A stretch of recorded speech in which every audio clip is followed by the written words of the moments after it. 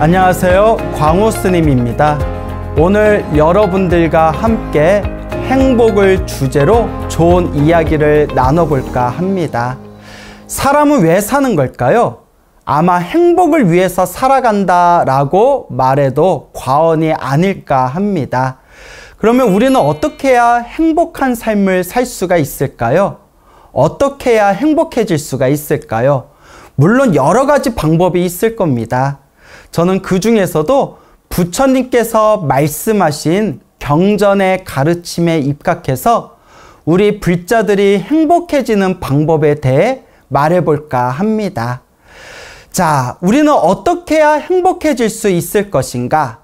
첫 번째, 인과법을 철저히 믿어라 라고 말씀드리고 싶습니다. 인과법이라는 말 들어보셨나요? 인과법은 말 그대로 원인과 결과의 법칙이라는 뜻입니다. 원인과 결과의 법칙. 그래서 세 글자로 인과법이라고 부르게 됩니다. 우리가 살아가면서 우리 앞에 펼쳐진 모든 행복과 불행은 자신이 지은 원인과 결과입니다. 예를 들어서 사과밭에 사과를 심으면 바로 사과라는 열매가 나게 되고요. 또한 수박밭에 수박을 심으면 수박이라는 열매가 나게 됩니다. 그와 같이 우리는 우리 마음밭에 무엇을 심냐에 따라서 행복과 불행이라는 열매가 열리게 됩니다. 그래서 우리 마음밭에 착한 씨앗을 많이 심으면 반드시 행복이라는 열매를 맺게 되고, 우리 마음밭에 나쁜 씨앗을 많이 심게 되면 불행이라는 열매를 맺게 됩니다. 즉, 행복과 불행이라는 것 자체가 자기 자신이 지은 원인과 결과이다. 이것이 바로 인과의 법칙, 인과법이라고 부르게 됩니다. 우리는 인생을 살아가면서 때때로 행복하고 즐겁고 기쁜 일들이 있었고요. 또 때로는 살아가면서 힘들고 괴롭고 답답한 일이 있기도 합니다. 이러한 기쁜 일, 이러한 슬픈 일, 이러한 즐거운 일, 이러한 괴로운 일, 이 모든 것은 결국 자기가 지은 원인에 의해서 자기가 얻게 되는 결과라는 것이 바로 인과법입니다.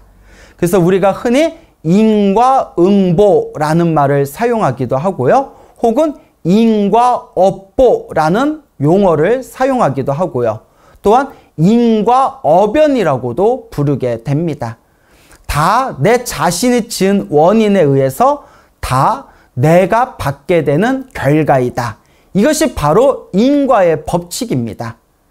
그래서 우리는 우리 앞에 펼쳐진 모든 행복과 불행이라는 것은 철저하게 내가 지은 원인과 결과라는 것을 있는 그대로 꿰뚫어 보고, 있는 그대로 바라보고, 있는 그대로 이해할 수 있어야 됩니다. 아, 내가 지금 이렇게 행복하고 편안하게 살아가는 것 자체가 내가 지은 원인으로 내가 이러한 행복한 결과를 맞이하는 것이구나. 아, 내가 지금 이렇게 힘들고 괴롭고 답답하게 사는 것 자체가 내가 지었던 나쁜 원인에 의해서 이와 같은 불행한 결과를 맞이하게 되는 것이구나. 이러한 인과업보, 인과어변의 가르침을 철저하게 믿고 이해하고 바라보고 받아들이는 것이 바로 불교에서 말하는 행복의 첫걸음이 되는 것입니다. 그래서 여러분들 앞에 펼쳐진 행복과 불행은 그 누구의 탓도 아닌 철저히 내가 지은 원인과 내가 받고 있는 결과라는 것을 여실하게 꿰뚫어 보셔야 됩니다. 그래서 부처님의 수제자였던 아난 스님은 부처님께 다음과 같이 질문을 합니다. 거룩하신 세존이시여, 거룩하신 부처님이시여, 똑같이 사람으로 태어났는데도 왜 어떤 중생은 행복하게 살아가고 왜 어떤 중생은 불행하게 살아갑니까? 왜 어떤 중생은 건강하게 살아가고 왜 어떤 중생은 병약하게 살아갑니까? 왜 어떤 중생은 부유하게 살아가고 왜 어떤 중생은 가난하게 살아갑니까? 똑같이 인간으로 태어났는데도 행복과 불행의 차별이 저마다 다른 이유가 무엇입니까? 라고 질문을 했을 때 부처님께서는 한마디로 대답을 하십니다. 업이다 라고 말씀하십니다. 업이다. 업이라는 것은 내가 몸과 말과 생각으로 지은 모든 에너지를 업이라고 합니다. 몸으로 지은 에너지, 입으로 지은 에너지, 생각으로 지은 에너지, 몸과 말과 생각으로 지은 이 에너지가 바로 업이 되는 겁니다. 그래서 몸과 말과 생각으로 좋은 에너지를 일으키면 선업이 되고요. 착한 업, 선업이 되고 몸과 말과 생각으로 나쁜 에너지를 일으키면 악업이 됩니다. 나쁜 업, 악업이 되는 것이죠. 그래서 착한 업, 선업을 많이 지으면 반드시 행복한 일이 생기고 악업을 많이 지으면 반드시 불행한 결과를 맞이하게 된다라고 부처님께서는 말씀하시고 계시는 겁니다. 그래서 부처님 경전에 다음과 같은 내용들이 나옵니다.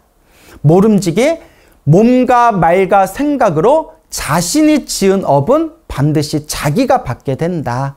그래서 부처님께서 말씀하시기를 살생의 업보를 많이 지으면 생명을 죽이는 살생의 업보를 많이 짓게 되면 혹 사람으로 태어나도 몸에 병이 많거나 단명을 하게 된다라고 말씀하셨고, 그리고 남이 주지 않는 물건을 훔치고 사람들의 사기치고 또한 사람들을 배반하고 배신하는 업보를 많이 짓게 되면 혹 사람으로 태어나도 항상 가난한 과보를 얻게 된다라고 말씀하십니다. 그리고 가정에 충실하지 못하고 항상 바람피고 집안에 충실하지 못하고 항상 밖으로 다니면서 유흥을 즐기고 음란한 짓을 많이 하게 되면 혹 사람으로 태어난다 하더라도 화목한 가정을 만들지 못한다. 화목한 가정을 이루지 못하고 항상 가족끼리 불화를 맺게 되는 업보를 얻게 된다라고 말씀하십니다. 그리고 살아생전에 거짓말을 많이 하고 사람을 속이고 사람을 배신하고 배반하는 사람은 이 거짓말의 업보로 인해서 혹 사람으로 태어나도 항상 다른 사람들에게 무시받고 천대받는 업보를 받게 된다라고 부처님께서 설하고 계십니다. 그래서 우리가 부처님의 경전, 부처님의 말씀을 공부하다 보면 이와 같은 인과 업보의 가르침을 부지기수로 부처님께서 설하고 계십니다. 그래서 부처님께서 내 앞에 펼쳐진 행복과 불행은 자신이 지은 업이니 항상 복을 짓고 선업을 지어야 되고 항상 악업을 짓거나 나쁜 일을 저지르는 것을 늘 항상 피해야 된다라고 부처님께서 누누이 강조하고 계십니다. 이와 같이 자신이 지은 선업과 악업, 자신이 지은 착한 업보와 나쁜 업보대로 행복과 불행이라는 열매를 스스로 맺게 된다는 것을 부처님께서 끊임없이 설법을 하셨는데요. 이러한 부처님의 인과 어변의 가르침을 믿지 못하는 사람들이 굉장히 많습니다. 그래서 혹자는 이런 질문을 하기도 합니다.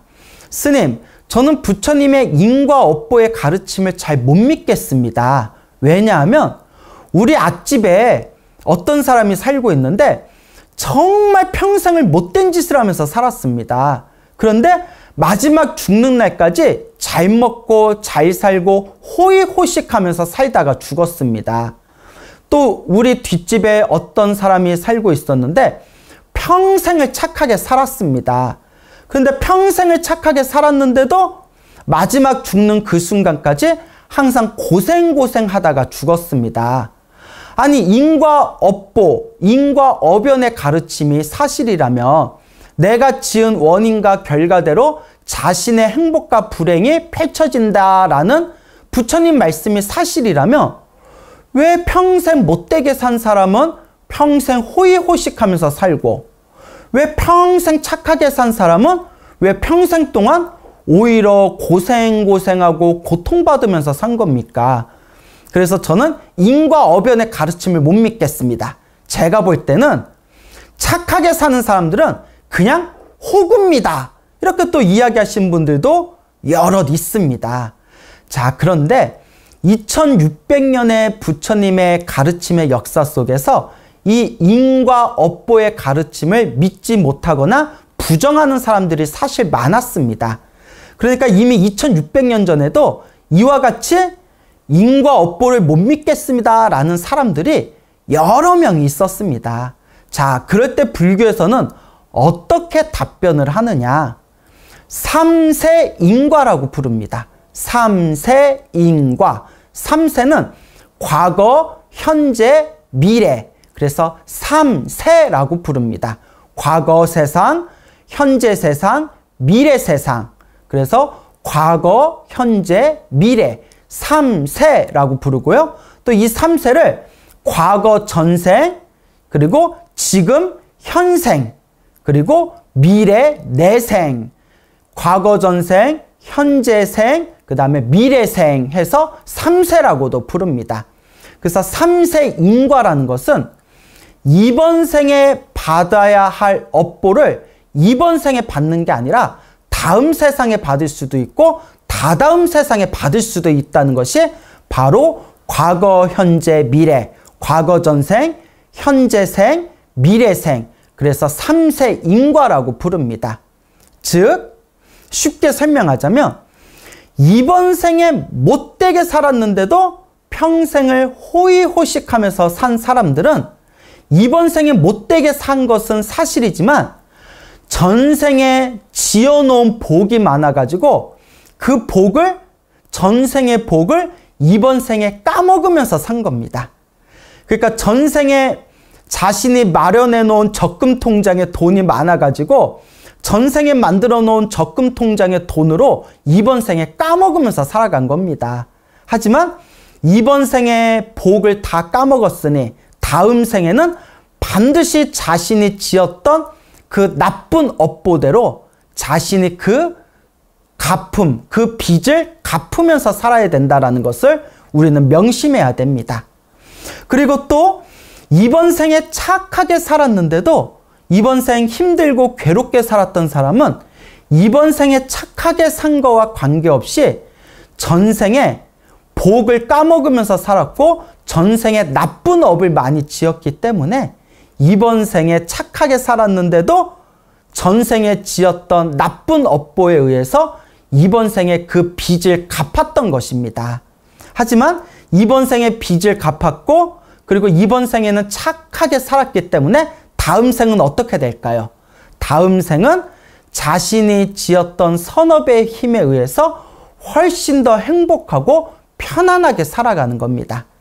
그래서 지금 살아가는 이번 생, 지금 이 현생은 전생에 지었던 업의 영향에 의해서 살아가고 또 이번 생에 지었던 나의 선업과 악업에 의해서 다음 생의 행복과 불행에 크나큰 영향을 미치게 되는 겁니다.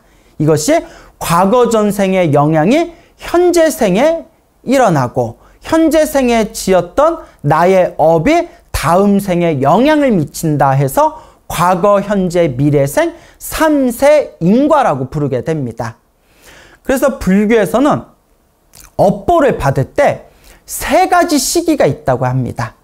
업보를 받는 데에도 세 시기가 있는데 첫째가 이번 생에 지은 것을 이번 생에 받는 겁니다.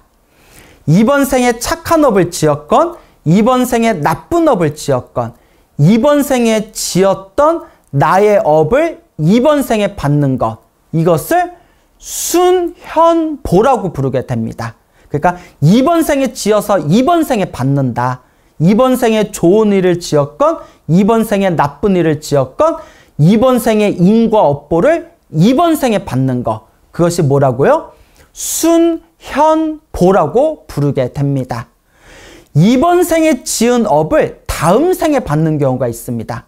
그것을 순생보라고 부르게 됩니다.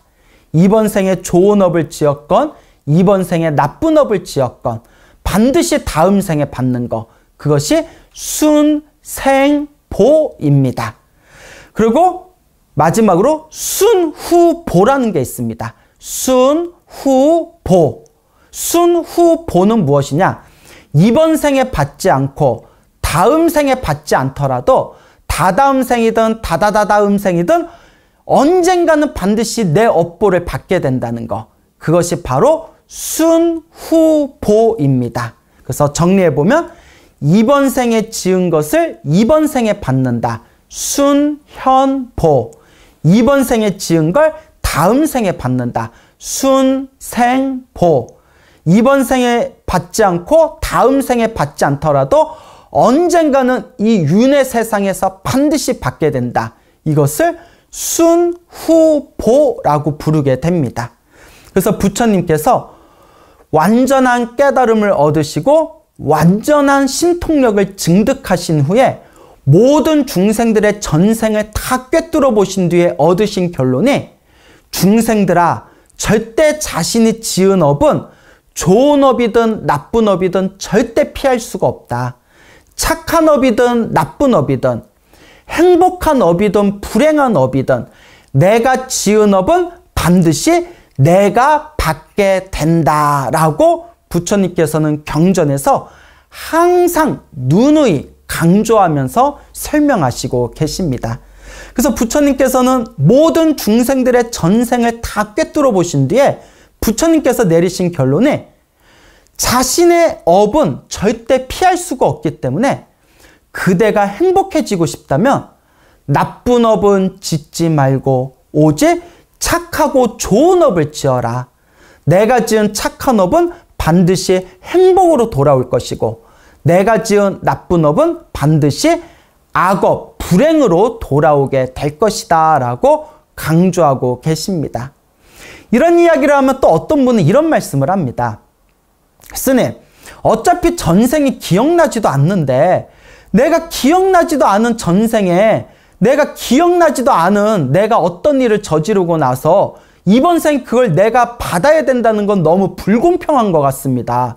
왜 제가 기억하지도 못하는 전생일 때문에 이번 생에 제 행복과 불행에 영향을 미칩니까? 제가 이 이야기를 듣고 다음과 같은 비유를 들려드렸습니다. 자, 어떤 사람이 술을 마시고 필름이 끊겼습니다. 필름이 끊긴 상태에서 주사를 부리면서 행패를 부리고 사람을 때리고 물건을 부셨습니다. 그리고 경찰들이 출동해서 경찰서에 끌려와서 유치장에 갇히게 됩니다. 그 다음날 아침이 돼서 술이 깨어 잠에서 깨었을 때 내가 왜 경찰서에 있지? 내가 왜 유치장에 있지? 그리고 경찰서에 있는 경찰관들에게, 아니 나는 어제 술 마셔서 필름이 끊겨서 아무것도 기억이 안 난다고요. 내가 기억이 안 나는데 내가 왜 벌을 받아야 됩니까? 라고 한다면 그거는 상식적인 겁니까? 비상식적인 겁니까? 라고 질문을 던집니다. 내가 술을 마셔서 필름이 끊겨서 내가 기억을 하지 못한다 하더라도 기억을 못하는 거는 나의 문제일 뿐이지, 기억을 못했다 하더라도 나는 분명히 어젯밤에 사람을 때리고 물건을 부시고 행패를 부렸던 것은 분명히 내가 저질렀던 일입니다. 그와 같이 우리가 전생을 기억하지 못한다 하더라도 전생에 지었던 업은 남이 지은 게 아니라 결국은 내가 지은 겁니다. 내가 지은 업보대로 나의 행복과 불행에 큰 영향을 미친다는 것. 내가 지은 원인에 의해서 이러한 결과가 펼쳐졌다는 것. 내 운명에 신이 개입하는 것도 아니고 어떤 인간이 알 수 없는 어떤 우연에 의해서 이루어진 것도 아니고 철저히 원인과 결과에 의해서 펼쳐진 법칙이 바로 이 인과법입니다. 즉, 지금 이 영상을 보고 계시는 여러분들이 지금 느끼고 있는 행복이나 불행한 일도 다 여러분들이 지었던 원인과 결과라는 것입니다. 그래서 불교를 제대로 공부하면 남을 원망할 수가 없습니다. 나를 힘들고 괴롭혔던 그 사람을 한번 생각해 봅시다. 왜 그놈이 나를 이렇게 힘들게 할까? 왜 그 자식이 나를 이렇게 힘들게 할까? 내가 그놈 때문에 내 인생이 꼬이고 꼬였구나 라고 생각이 드실 때 불교 공부를 정말 제대로 하면 그런 인간을 만난 것 자체가 내가 지은 업보구나 라는 것을 마음에서 깨닫게 됩니다. 결국 그 빚은 누가 닦아야 될까요? 그 숙제는 누가 풀어야 될까요? 결국 자기 자신의 몫이라는 겁니다. 내가 왜 그때 그런 일을 당했을까? 내가 왜 그때 그런 일을 내가 만나게 되었을까? 왜 그때 나에게 그런 일이 닥쳤을까? 도저히 납득되어지지 않고 도저히 상식적으로 이해되지 않았던 그때 그 사건도 결국은 내가 지었던 내 원인과 결과였다는 것이 바로 불교의 가르침입니다. 그래서 부처님의 가르침을 바르게 이해를 하면, 부처님의 가르침을 올바르게 공부하면 세상에 원망할 사람이 없습니다. 왜냐? 내가 지은 원인에 의해서 모든 것이 내가 만든 결과였구나라는 것을 깨닫게 되기 때문입니다. 그래서 어떤 분이 불교 공부를 하면서 저에게 이런 말씀을 하시더라고요. 스님, 불교 공부를 하면 할수록 이건 호구가 되는 것 같습니다. 호구도 이런 상호구가 없습니다. 라는 말씀을 하시더라고요. 왜냐? 좋은 일이 생기든 나쁜 일이 생기든, 나쁜 일이 생기고 안 좋은 사람을 만나도 결국은 내가 지은 원인에 의한 내가 만든 결과라고 스스로를 비추어 봤을 때 사회생활하면서 이거는 정말 호구들이 날 수 있는 생각이라는 겁니다. 근데 마지막 그분의 말씀이 굉장히 감동이 있었습니다.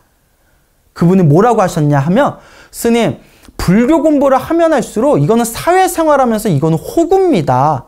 라고 하면서 마지막에 뭐라고 하시느냐. 그런데 스님, 불교 공부를 하면 할수록 마음이 편안해집니다. 그동안 남 탓하고, 그동안 다른 사람 탓하고, 그동안 세상을 원망하고, 그동안 자신의 가정 환경을 원망했었던 그 원망하던 마음이 다 내가 지은 원인과 내가 만든 결과구나.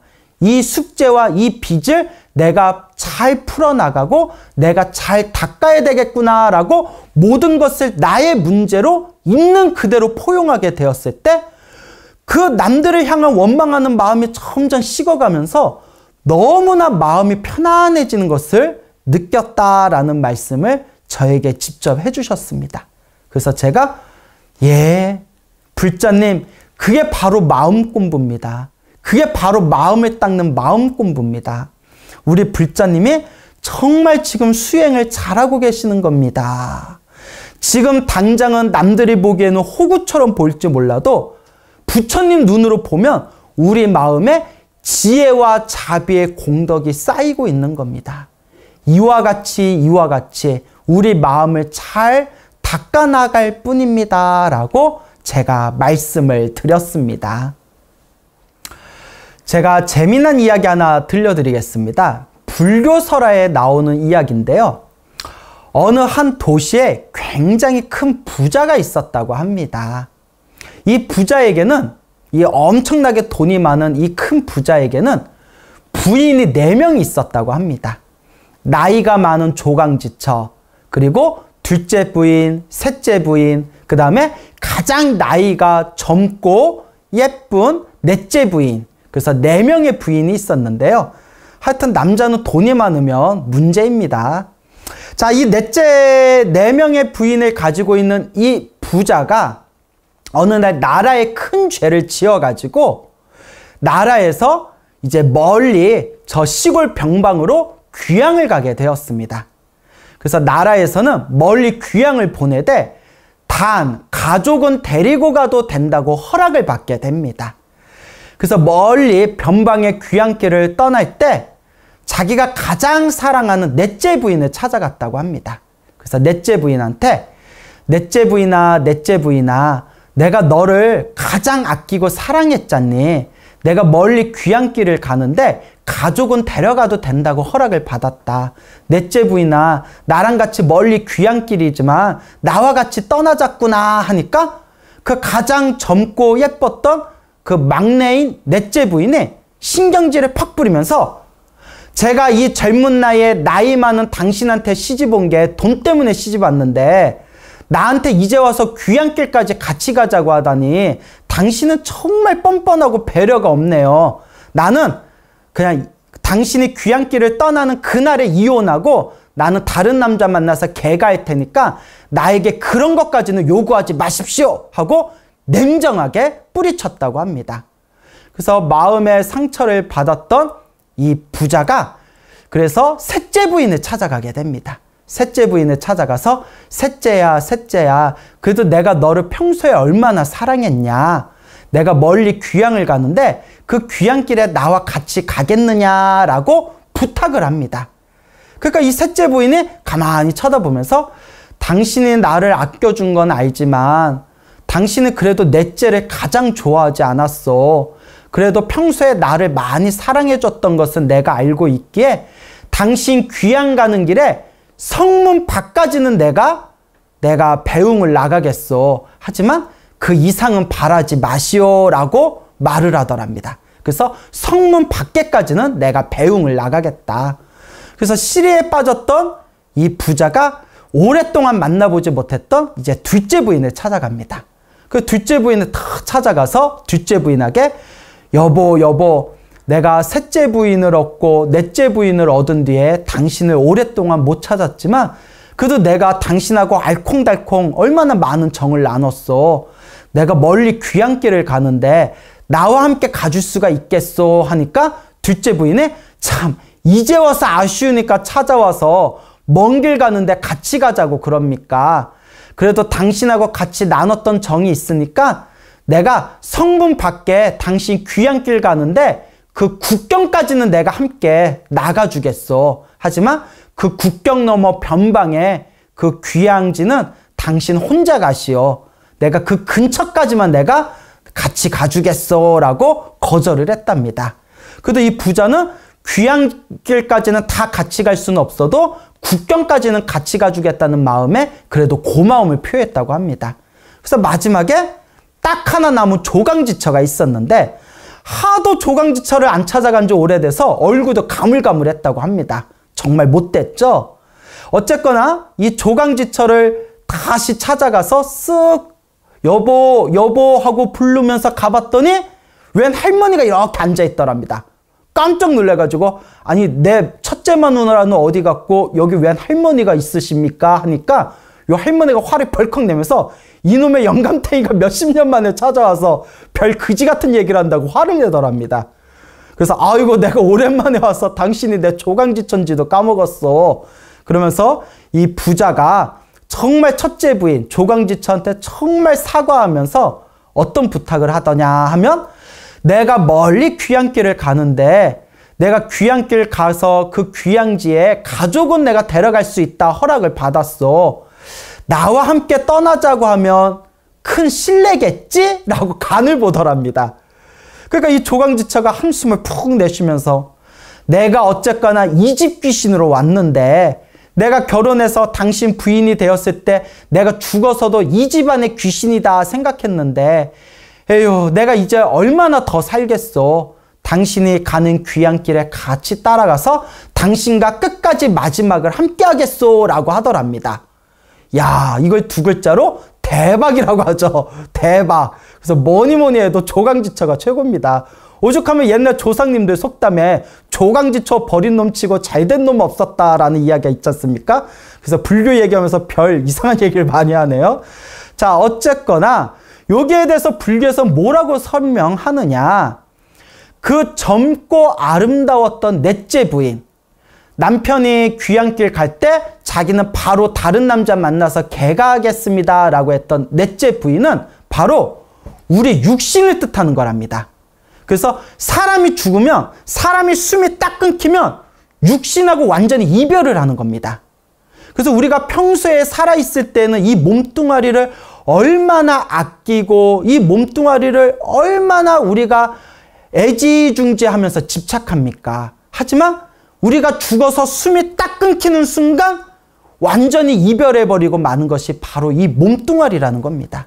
그래서 우리가 가장 집착했지만 우리가 죽자마자 바로 이별할 수밖에 없는 존재가 바로 이 설화 속에 나오는 넷째 부인, 바로 우리의 몸뚱아리, 육체를 상징하고 있는 존재입니다. 그러면 셋째 부인이 뜻하는 건 뭘까요? 당신이 귀향길을 떠나면 성문까지는 내가 배웅해 주겠소 라는 이 셋째 부인이 상징하는 건 무엇일까요? 바로 우리가 평생 아꼈던 재산이라고 합니다. 그래서 우리가 딱 죽고 나면 우리가 장례식이 다 끝나고 우리의 장례식을 다 마치고 난 뒤에까지 서류에는 서류의 재산 목록에 이 땅 문서, 집 문서가 내 이름은 올라가 있습니다. 하지만 장례식이 다 끝나고 나면 결국 내 이름은 지워지고 가족들끼리 다 나눠갔지 않습니까? 그래서 셋째 부인도 이와 같이 내가 귀향길 떠나면 성문까지는 배웅해 주겠다. 내가 죽어서 장례식이 끝날 때까지는 내 재산 문서에 그 명인에 내 이름이 박혀 있듯이 그때까지는 내 재산이, 내 이름이 올라가 있지만 결국 죽어서도 가져갈 수 없는 거, 끝까지 따라갈 수 없는 것이 바로 이 재산이라고 합니다. 그래서 바로 성문까지는 배웅해 주겠소라는 셋째 부인과 닮은 것이 바로 이 재산입니다. 자, 그러면 국경 근처까지 배웅해 주겠습니다라는 둘째 부인이 상징하는 건 무엇일까요? 바로 가족이라고 합니다. 그래도 내가 죽고 나면, 내가 죽으면 육신과 완전히 이별을 하게 되고, 내가 죽어서 장례식이 다 끝나면 내 재산이 다 처분되고 말지만, 그래도 내가 죽는 그 순간에 몇 년 동안 혹은 몇십 년 동안 그래도 나를 위해서 슬퍼해주고, 그래도 나를 생각해주고, 그래도 나를 추모해주는 것은 바로 내 가족이라는 겁니다. 단, 내 가족도 내가 죽고 난 뒤에 나와 끝까지 갈 수는 없는 겁니다. 그래서 둘째 부인도 당신과 귀향을 끝까지 갈 수는 없습니다. 하지만 귀향길 근처 국경까지는 내가 같이 배웅해 주겠습니다 라고 말을 하는 것이죠. 그래서 둘째 부인이 상징하는 것은 바로 우리의 가족이 됩니다. 그러면 당신이 귀향길 가는 길 내내 내가 끝까지 가고 당신과 마지막을 끝까지 하겠습니다 라는 첫째 부인의 존재는 무엇을 상징하는 걸까요? 그렇습니다. 바로 업입니다. 업.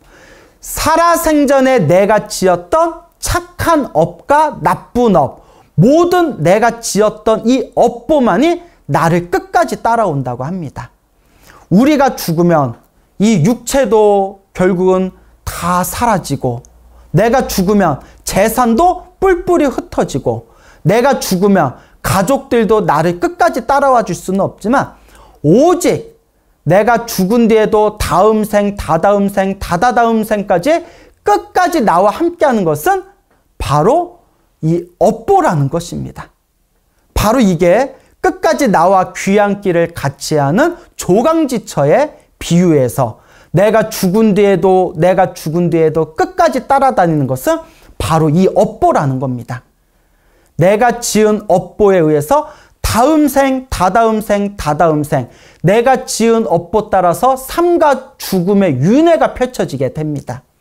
평생 나쁜 업을 지었던 사람은 지옥에 떨어지게 되고, 평생 남을 배신하고 민폐를 끼치고 자신의 욕심만 추구했던 사람은 배고픈 굶주린 귀신은 악귀계에 떨어지게 될 거고, 평생 어리석게 살았던 사람들은 축생계에 떨어지게 될 거고, 그리고 평생 이기기 좋아하고 자신의 욕심 따라서 싸우기 좋아했던 존재들은 아슈라계에 떨어지게 될 거고, 그리고 그나마 전생에 지었던 복이 많았던 사람은 이번 생에 또 인간으로 태어나게 될 거고, 그리고 정말 복과 선업을 많이 지었던 사람들은 하늘세계에 태어나게 되겠죠.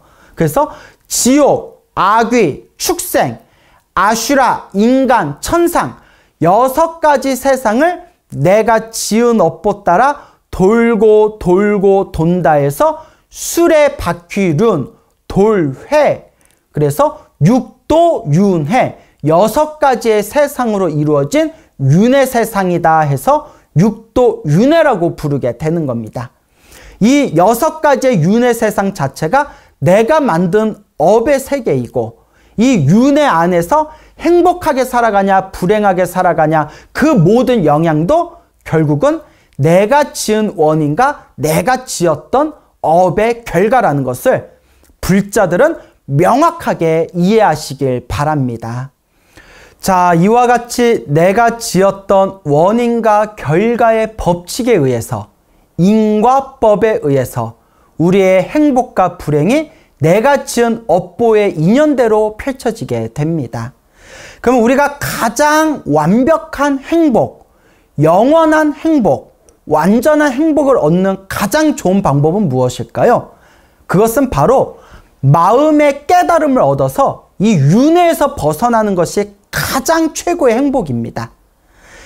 하늘 세상에 태어나서 쾌락을 누린다 하더라도 언젠가는 자신의 복을 다 쓰고 나면 그 하늘 세계에서 또 떨어져야 된다고 합니다. 사람으로 태어나서 부귀영화를 누린다 하더라도 결국 인간은 태어나면 죽을 수밖에 없습니다. 이번 생에 아무리 부귀영화를 누렸다 하더라도 우리가 다음 생에 무엇으로 태어날지 우리는 장담할 수가 없습니다. 그러면 우리가 다음 생, 다다음 생 끊임없이 태어나고 죽음을 반복하는 이 생사윤회의 흐름 속에서 완전히 벗어나는 것, 이 마음의 깨달음을 얻고 모든 욕망을 소멸해서 윤회에서 벗어난 영원한 해탈, 완전한 자유, 열반의 행복을 얻는 것, 이 마음의 깨달음이야말로 최고의 행복을 얻는 것입니다. 하지만 사실 웬만큼 수행에서도 이 마음의 깨달음을 얻기가 결코 호락호락하지가 않습니다. 일반 불자분들에게는 이 마음의 깨달음을 얻는 것이 굉장히 어려울 수도 있습니다. 그러면 일상생활을 하면서 혹은 처자식을 먹여 살리면서 혹은 이 사회생활 속에서 힘들게 살아가면서 조금이라도 내가 지었던 악업을 소멸하고 조금이라도 나의 선업, 착한 업을 늘릴 수 있고 증장시킬 수 있고 이 악한, 나쁜 업을 소멸시킬 수 있는 좋은 방법은 무엇일까요?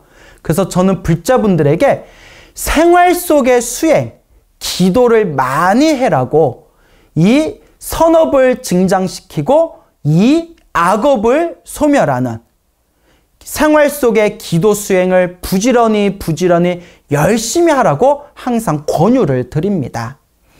우리가 기도를 열심히 하다 보면 우리의 마음이 점점 맑아지고 또한 우리가 지었던 나쁜 에너지가 점점 소멸되고 그리고 내 마음에서, 내 맑아진 마음에서 깨끗하고 밝은 착한 선업의 공덕의 힘이 점점 펼쳐지게 됩니다. 그러다 보면 점점 나쁜 일들은 가라앉게 되고 점점 좋은 일들이 생기게 됩니다. 정말 이 기도의 힘은 불가사의한 힘을 갖추고 있습니다. 제가 알고 있는 지금 이 시대의 수많은 불자님들 중에서도 너무나 힘들고 너무나 괴로운 와중에서도 부처님의 가르침을 믿고 받들면서 열심히 기도하셔가지고 자신의 운명을 점점 좋은 쪽으로 바꾸어 나가신 수많은 불자님들의 이야기를 제가 직접 듣고 목격하고 체험을 했습니다. 그래서 저는 일반 불자분들에게 이 생활 속의 기도 수행법을 자주자주 권유합니다. 그 어떤 분은 이런 질문을 합니다. 스님, 기도하려면 어떻게 해야 됩니까? 어떤 기도가 가장 좋습니까? 여러분, 어떤 기도가 가장 좋냐라는 질문 자체가 어리석은 질문입니다. 어떤 기도를 하든 결국은 하나로 통합니다.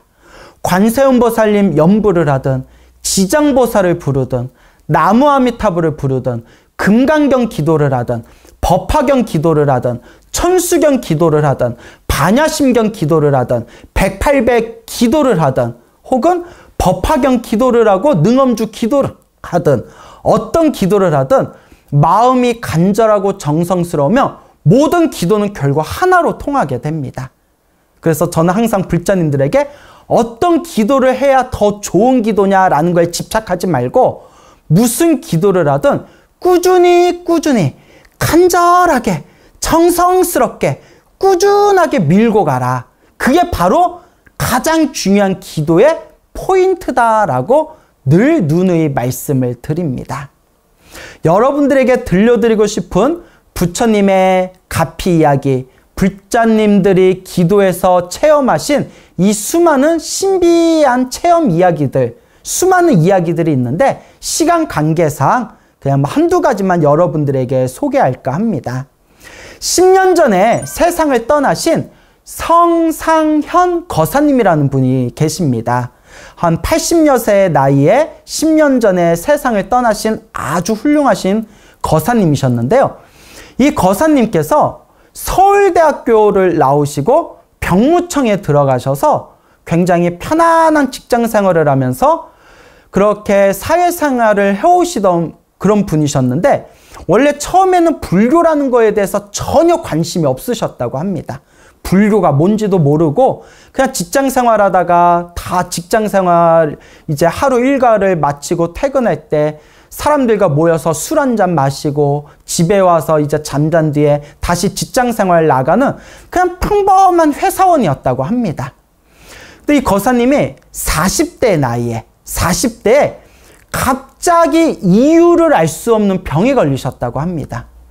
이유를 알 수 없는 병에 걸려서 일상생활을 하기가 불가능할 정도로 몸에 완전히 큰 무리가 오셔가지고 대형 병원에 입원을 했는데 그때 병원에서 수술 받으면 나을 겁니다 라고 해서 모든 걸 믿고 수술을 받았는데 오히려 수술이 오히려 더 나쁜 결과를 만들어내서 병원에 누워가지고 밥을 전혀 먹을 수가 없는 상태가 되었다고 합니다.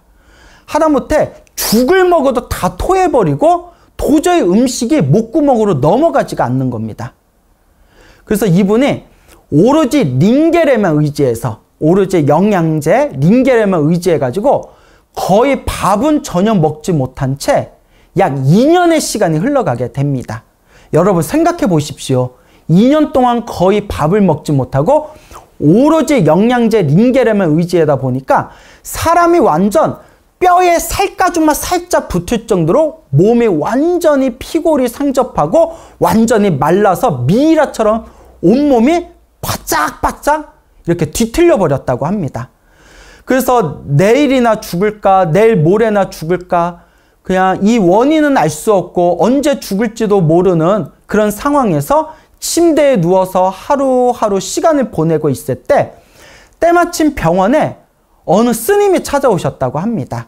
그래서 그 스님이 이렇게 병실을 다니시다가 요 미이라처럼 비쩍 말라가지고 침대에 누워있는 이 성상현 거사님을 딱 보고 스님이 당신은 얼마 안 있으면 죽을 거요! 이렇게 악담을 하더랍니다.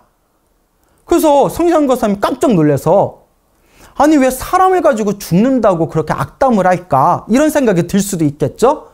근데 그때 그 성상현 거사님이 스님한테 자기도 모르게 이렇게 질문이 툭 튀어나왔답니다. 안 죽는 방법이 있겠습니까? 그럼 어떻게 해야 됩니까? 그때 요 스님이 이걸 열심히 읽어보시오 하면서 품에서 책 한 권을 주더랍니다. 그래서 책을 이렇게 받아보니까 금강경이라고 하더랍니다. 여러분 금강경 다 들어보셨죠? 금강반야 바라밀경 금강경이라고 딱 써져 있는 책을 딱 주더랍니다. 그래서 이 성상현 거사님이 이 금강경을 읽으면 안 죽습니까? 라고 물으니까 스님이 뭐라고 하시냐면 사람이 태어났는데 어떻게 안 죽을 수가 있겠습니까? 너무 솔직하죠? 사람이 이미 태어났는데 어떻게 안 죽을 수가 있겠습니까? 다만 이 금강경을 열심히 읽으면 죽을 때 죽더라도 곱게 죽을 수 있어 라고 대답하더랍니다. 곱게 죽을 수 있어. 그날부터 스님이 주신 금강경을 침대에 누워서 매일매일 읽었다고 합니다. 읽고 또 읽고 또 읽고. 근데 여러분 이거는 그 성상현 거사님이 그래도 전생에 지어놓은 성근이 있는 겁니다. 성근은 착한 뿌리를 뜻합니다. 착할 선, 뿌리익은 우리가 과거 전생에 지었던 착한 뿌리, 우리를 바른 길로 이끌어주는 그 강력한 에너지를 착한 뿌리가 있다, 성근이 있다라고 이야기합니다. 성근이 있다. 왜냐? 어떤 사람한테는 아무리 금강경을 읽어라, 아무리 기도해라, 아무리 법화경을 기도해라 해도 전혀 귓가로 받아들이지 않고 오히려 무시하는 사람들이 있습니다. 근데 성상현 거사님은 금강경 책 한 권에 딱 받자마자 그 자리에서 몇 날 며칠 동안 금강경을 열심히 읽을 수 있었다는 것 자체가 그래도 무언가 전생에 지어놓은 착한 뿌리가 있었다는 증거입니다. 그래서 금강경을 읽고 또 읽다 보니까 몇 날 며칠이 지난 뒤에 자기도 모르게 금강경을 처음부터 끝까지 다 외웠다고 합니다. 금강경을 다 외우고 나서 계속 금강경을 머릿속에서 외우고 입으로 계속 외우고 하다 보니까 희한하게 마음이 점점 편안해지면서 죽음에 대한 공포심이 싹 사라지고 마음이 너무 편안하고 평온하고 고요하게 가라앉더라고 합니다. 그때 이게 금강경이 뭔가 있긴 있나 보구나. 죽을 때 죽더라도 곱게 죽는다고 하더니 이 금강경을 읽은 뒤로 내 마음이 너무나 편안해졌다. 지옥 같던 내 마음이 너무나 고요해졌다.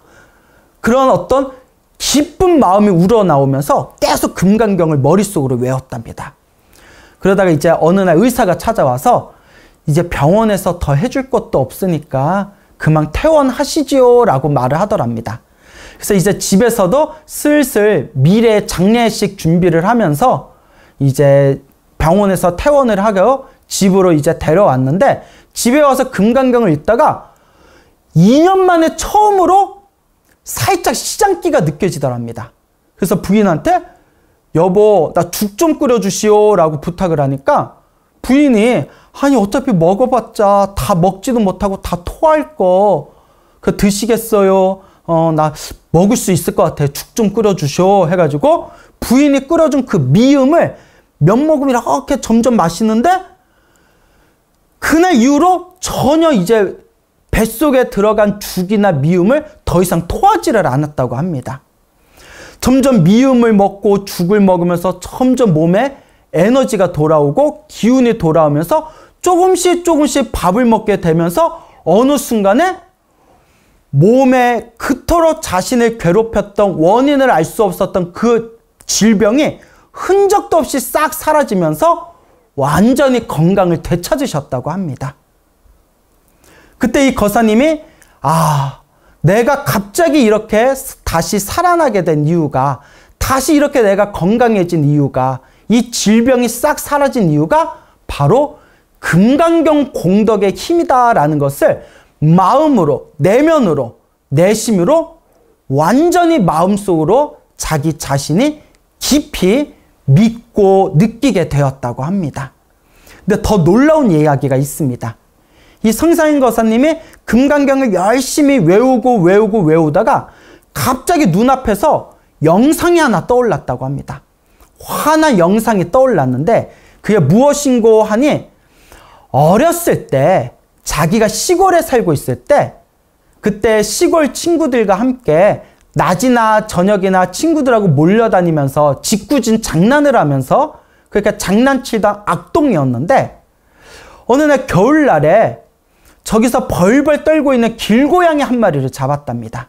그래서 길고양이를 잡은 뒤에 비록 어리고 순수한 마음이었지만 그때 악한 아주 못된 장난거리가 생각이 나서 그 잡은 길고양이를 어떻게 했냐? 자기들을 놀던 저수지에 그 꽝꽝 얼어있는 얼음 덩어리를 깨부시고 그 차가운 저수지 물구덩이에다가 그 길고양이를 집어던졌다고 합니다.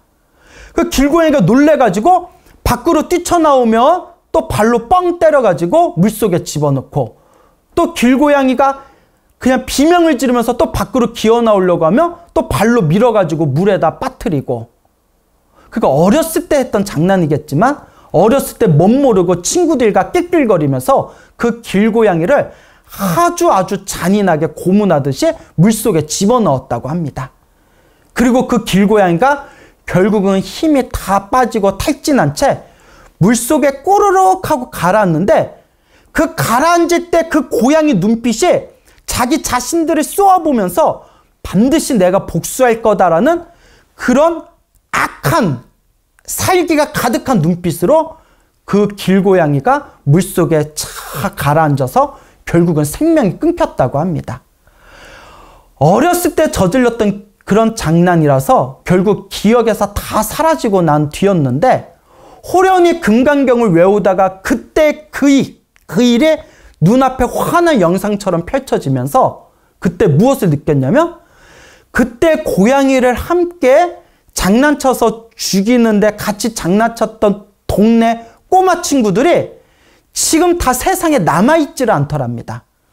사고로 죽은 친구도 있고 병으로 죽은 친구도 있어서 다들 30, 40대 젊은 나이에 세상을 떠나고, 그 자리에 고양이를 장난으로 죽였던 그 자리에 마지막 남았던 한 사람이 바로 자기 자신이었다고 합니다.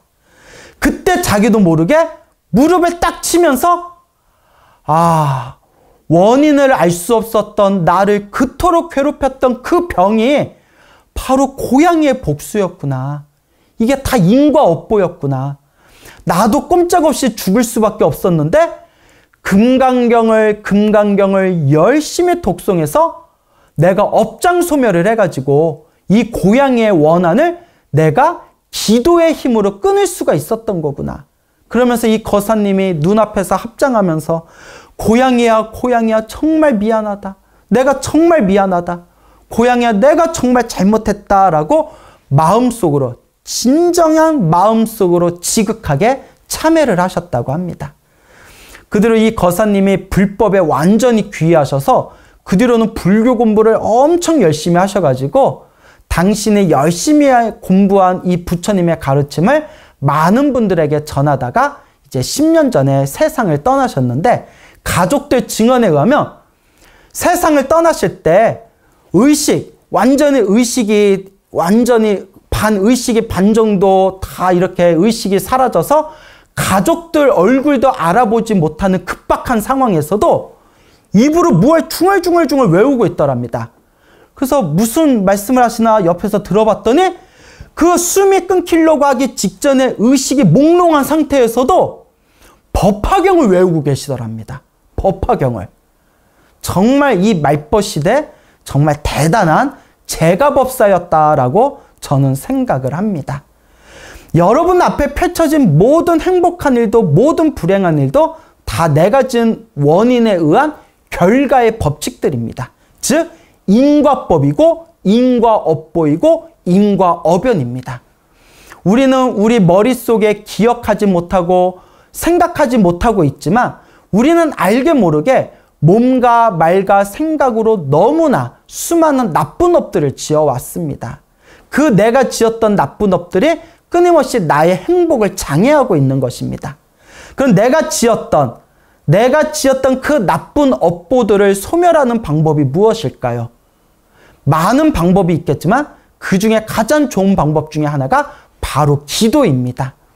관세음보살을 염불하든 지장보살을 염불하든 금강경을 기도하든 법화경을 기도하든 항상 마음속으로 내가 알고 지었건 모르고 지었건 몸과 말과 생각으로 지은 나의 모든 업보를 참회하겠습니다. 내 업장이 모두 다 소멸하여지이다 라는 마음으로 간절하고 정성스럽게 기도를 하신다면 여러분들의 나쁜 업보의 에너지는 다 사라지고 다 소멸하고 점점 여러분들의 선업공덕의 맑은 에너지가 점점 더욱더 증장하게 될 것입니다.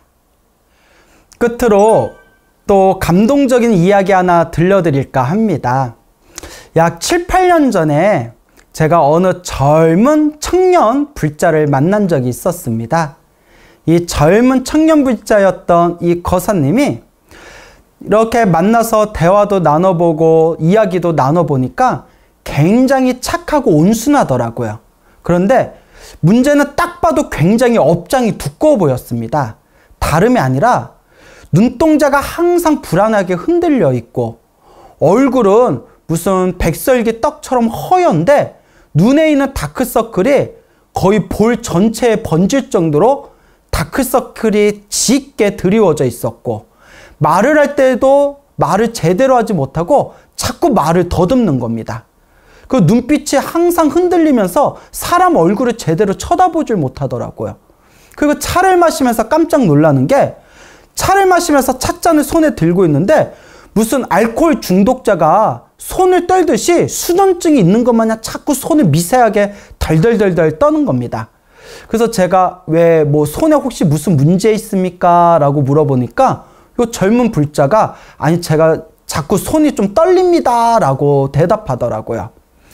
그래서 제가 속으로 아 사람은 참 착하고 사람이 참 온순한데 무언가 전생에 지은 업보가 굉장히 많은가 보구나 싶은 생각이 들더라고요. 그래서 제가 간곡하게 이야기를 해줬습니다. 이복의 젊은 불자, 내가 자네를 너무 아껴서 하는 얘기인데 내 말 기분 나쁘게 생각하지 말아라. 자네가 심성이 참 착한 것 같은데 근데 아무래도 봐도 전생에 좀 나쁜 업을 많이 지었는지 이번 생에 너무 복이 없어 보이고 너무 업장이 두꺼워 보인다. 그러니 묻지도 말고 따지지도 말고 지금부터 기도를 열심히 해라 라고 제가 신신당부를 했습니다. 그래서 그 친구한테 평소에 무슨 기도를 했냐라고 물어보니까 딱히 기도를 열심히 한 적은 없었고 자기가 지장보살을 좋아한다라고 말을 하더라고요. 그래서 제가 특별히 그 지장경, 예쁜 포장지에 쌓여져 있는 예쁘게 생긴 자그마한 지장경 책을 제가 선물로 주면서 그때 때마침 지장경 책이 있었거든요. 그 책을 선물로 주면서 매일매일 지장경을 조금이라도 읽고 매일매일 이 지장보살 연부를 해라 라고 신신당부를 했습니다. 반드시 해야 된다. 근데 이 친구가 하는 얘기가 자기가 이상하게 밤마다 가위에 눌린다고 합니다. 그래서 제가 가위를 얼마나 눌리는데 하니까 일주일에 6번의 가위를 눌리더랍니다. 그래서 제가 이해가 안 돼서 저는 평소에 가위 눌려본 경험이 거의 없거든요. 아니 사람이 어떻게 일주일에 6번 가위에 눌리냐, 한 달에 6번 아니냐 했더니 일주일에 6번의 가위에 눌릴 정도로 항상 악몽과 가위에 시달린다는 겁니다. 그러니 아니나 다를까 정신이 피폐해져 가지고 눈동자가 흔들리고 수면을 제대로 취하지 못하니까 다크서클이 자기 입술이 있는 데까지 짙게 이렇게 깔리는 것이죠. 잠잘 때에도 지장보살을 연불하면서 자라. 열심히 기도하면 반드시 가위에서도 편안해질 것이다. 꼭 열심히 기도해야 된다. 신신당부를 했습니다. 근데 이 친구가 처음에는 기도를 하다 말다 하는 와중에서도 그래도 자꾸 부처님 법문 듣는 걸 좋아하고 스님들 법문 듣는 걸 좋아했기 때문에 꾸준히 절에 다니면서 법문을 듣다 보니까 점점 자신의 마음이 기도를 열심히 해야 되겠다. 내가 업장이 두꺼운 것 같으니까 내 업장을 녹여야 되겠다. 내가 열심히 기도해자 라는 마음이 점점 자라나더랍니다. 여러분, 이게 성근입니다. 그래도 전생에 지어놓은 착한 뿌리가 있기 때문에 그 와중에서도 내가 기도해야지 라는 마음을 일으킬 수가 있는 겁니다. 제가 20년 동안 절에 있으면서 그리고 10년 동안 수많은 불자님들 상담하면서 느낀 결론이 업장이 두꺼운 사람은 아무리 기도해라 수행해라 해도 하지를 못합니다. 너무나 업이 두꺼우면 내가 기도해야 되고 수행해야 된다는 걸 머리로 알면서도 자꾸 수행을 하지 못하게 자신을 막 뒤흔듭니다.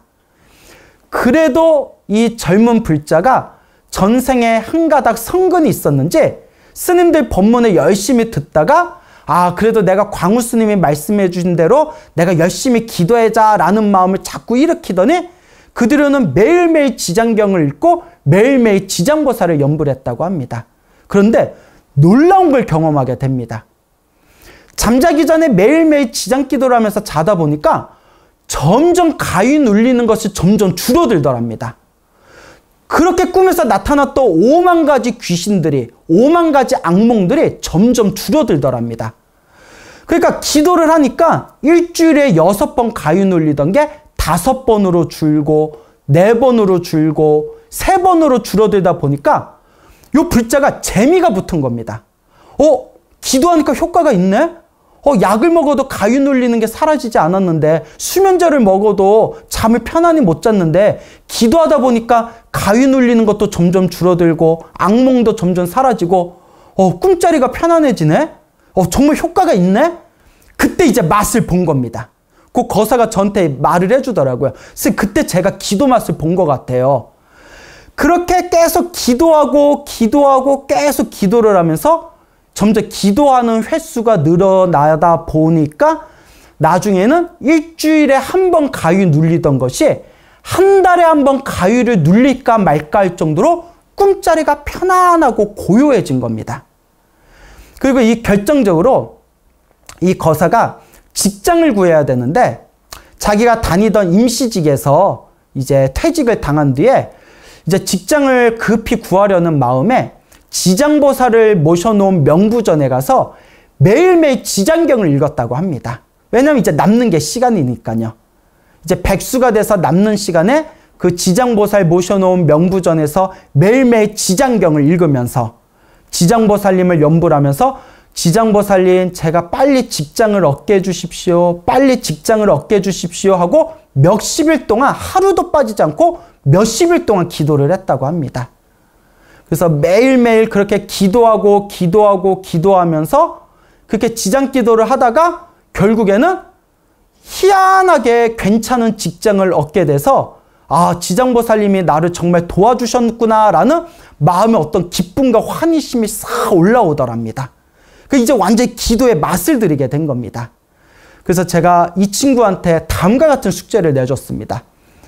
이제 자네가 이 기도에 대해서 맛을 봤으니까 지금부터 멈추지 말고 매일매일 기도하되 꿈속에서 지장보살을 환하게 볼 때까지 기도해라 라고 제가 숙제를 줬습니다. 우리 불교에서는 꿈에 집착하지 말라라고 가르치고는 있지만, 한편으로 경전에 보면 중생의 업장이 점점 소멸할 때, 또 중생의 선업과 공덕이 점점 늘어날 때 꿈속에서 불보살님을 환하게 본다라는 내용이 경전에 나옵니다. 그게 무엇인고 하면, 꿈이라는 것은 우리 사람들의 잠재의식을 뜻합니다. 이 잠재의식에서, 이 꿈이라는 잠재의식에서 부처님이나 보살님이 환하게 나타나셨다는 것은 그만큼 우리 내면에 있는 잠재의식이 맑게 정화되어 가고 있다는 증거를 뜻합니다. 즉, 잠재의식과 무의식이 정화되고 있는 겁니다. 그래서 제가 우리 젊은 불자한테 지장기도를 하되 꿈속에서 지장보살이 환하게 나타날 때까지 기도해라 라고 숙제를 내줬습니다. 그래서 이 친구가 정말 열심히 기도를 했어요. 매일매일 지장경을 읽고 매일매일 시간이 날 때마다 지장보살을 외웠는데, 어느 날 꿈을 꿨답니다. 꿈을 꿨는데 꿈속에서 자기가 길을 걷고 있는데 저기에 누가 이렇게 서 있더래요. 누가 서 있지 하고 봤는데 아무리 봐도 지장보살 같더래요. 그래서 지장보살 같이 생긴 사람한테 딱 가서, 저 혹시 지장보살님 아니세요? 하니까 지장보살님 얼굴을 휙 가리더니 아니에요! 하고 도망가시더랍니다. 그거 잠에서 딱 깼대요. 그래서 스님, 지장보살 만난 것 같은데 얼굴 가리고 지장보살 아니라고 도망갔는데 이게 무슨 꿈이에요? 하고 물어보길래 제가, 그래도 자네가 기도를 열심히 해서 업장이 많이 소멸했기 때문에 지장보살 발 뒤꿈치는 본 거라고. 그래도 지장보살님 발자취는 본 거다. 그러니까 지금부터 더 열심히 기도하면 된다. 그래도 정말 애쓴 거다. 예전에는 꿈을 꿔도 5만 가지 귀신 꿈 꾼 거다가 이제는 지장보살 발 뒤꿈치는 보지 않았냐. 지장보살님 그래도 뒤통수는 본 거 아니냐. 그러니까 더 열심히 기도해라 라고 제가 또 이렇게 열심히 격려를 해줬습니다. 또 그렇게 몇 달 동안 열심히 기도를 하다가 또 이제 두 번째 꿈을 꿨어요. 또 저한테 찾아와서 뭐라고 하냐면, 선생님, 꿈을 꿨는데 꿈속에서 길을 가다가 할아버지를 만났습니다. 근데 이 할아버지가 저를 이렇게 쓱 보시더니 내가 선물 줄게 받을래? 라고 하길래 제가 아니요, 저 필요 없어요 하고 그냥 휙 지나갔습니다 라고 하더라고요.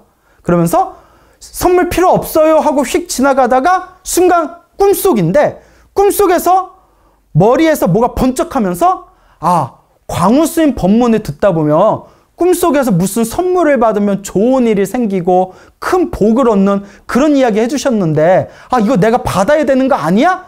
라는 생각이 꿈속에서 저절로 떠오르더랍니다.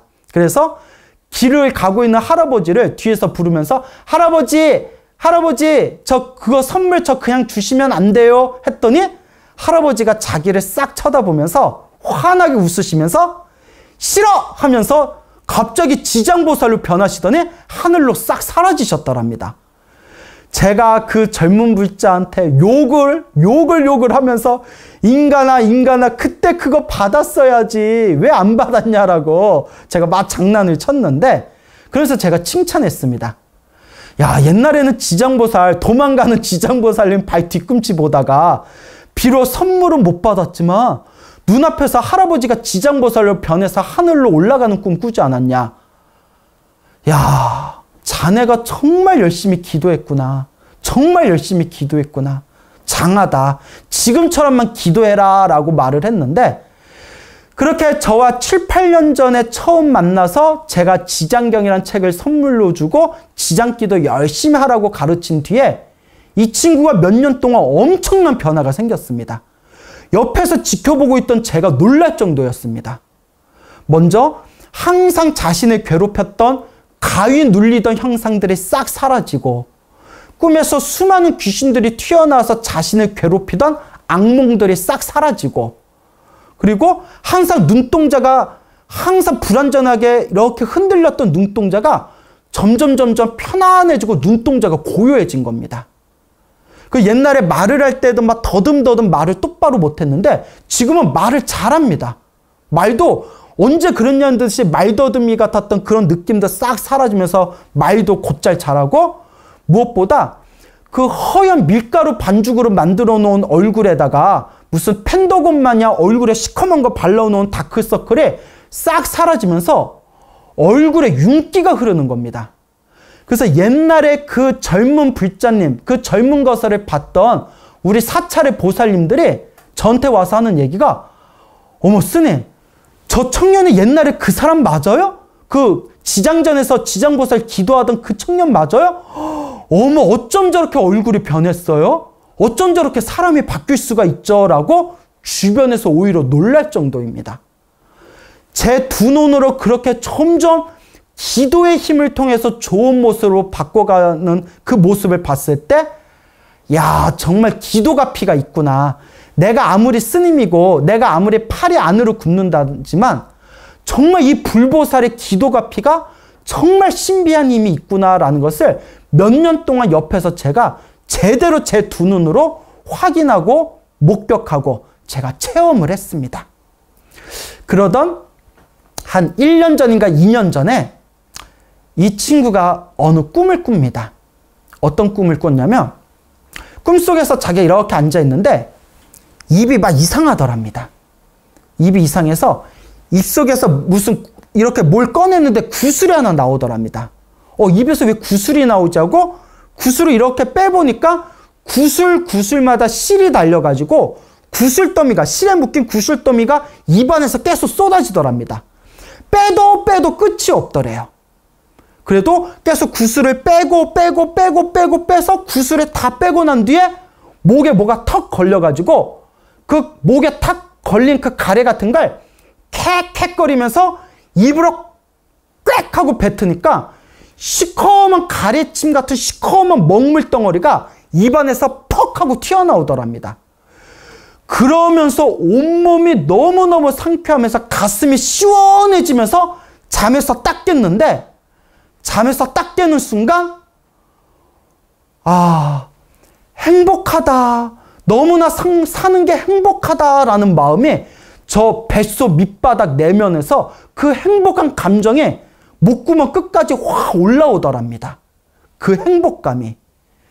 그러면서 이 친구가 하는 얘기가 스님, 저는 어렸을 때부터 항상 인생을 살면서 나는 왜 이렇게 불행할까? 나는 왜 이렇게 불행할까? 나는 왜 이렇게 사는 게 힘들까라는 생각이 머리에서 떠나지를 않았습니다. 그런데 스님을 만나고 스님이 말씀하신 대로 기도를 열심히 한 뒤에 점점 제 마음이 편안해졌습니다. 그리고 스님, 마지막으로 그때 입안에서 구슬을 빼고 목에 걸려있던 시커먼 가래떡 같은 그 침을 뱉고 난 뒤에 꿈에서 깨고 난 뒤에는 그 뒤로는 이 세상 사는 게 너무나 편안하고 마음이 행복해졌습니다. 스님, 저는 정말 지금 이 순간 인생을 사는 게 이유도 없이 괜히 행복합니다 라고 저에게 인사를 하더라고요. 여러분, 이 이야기를 들었을 때 제 마음이 얼마나 기쁘고 얼마나 제가 보람있고 얼마나 제가 그 젊은 청년불자한테 오히려 제가 그 사람한테 제가 고맙더라고요. 열심히 기도해줘서 고맙다. 너 스스로 너의 운명을 바꿔줘서 고맙다. 기도를 했을 때 불보살 가피가 있다는 것을 네가 증명해줘서 고맙다. 그런 내면의 진정한 그 고마운 감정이 제 마음속에서 일어나는 것을 제가 생생하게 느꼈습니다. 여러분, 기도를 한다는 것, 기도를 하면서 내 마음을 닫고 내 마음을 수행한다는 것은 그냥 사람들을 속이기 위한 하나의 방법론이 아닙니다. 이것은 분명 지금 이 순간에도 생생하게 살아있는 불보살의 가피이고 생생하게 활활 불타오르는 부처님의 신비한 힘과 기적입니다. 수많은 불자님들께서 기도하시고 선업을 닦으시고 공덕을 쌓으시면서 스님 인생을 사는 게 너무나 편안해졌습니다. 저를 괴롭혔던 어두운 그림자와 어두운 구름들이 많이 사라졌습니다. 스님, 요새는 사는 게 너무 평온합니다 라는 그런 인사치레를 제가 굉장히 많이 듣습니다. 여러분, 기도하십시오. 수행을 하시고 마음을 닦으십시오. 체험한 자에게는 반드시 이 불보살가피가 분명히 살아있는 현재 진행형이구나 라는 것을 내면에서 스스로 느끼고 스스로 각인하고 자기 스스로 체험을 합니다. 그렇기 때문에 우리가 진정으로 행복해지고 싶다면 첫째는 인과법을 철저히 믿어라. 둘째는 선업공덕을 잘 쌓아라. 그리고 셋째는 기도를 열심히 해라 라고 여러분들에게 당부드리는 바입니다. 예, 우리 불자 여러분, 제가 이제 1시간 가까이 우리 부처님의 가르침에서 살펴볼 수 있는 우리 중생들이 행복하게 사는 방법에 대해서 말씀을 드렸습니다. 여러분, 오늘 말씀드린 저의 이야기가 절대 정답이 아닙니다. 부처님의 위대한 가르침을 담고 있는 금강경에서도 말하고 있지만 무유정법이라 무유정법, 고정된 법은 없습니다. 우리가 행복해질 수 있는 수많은 방법들이 있습니다.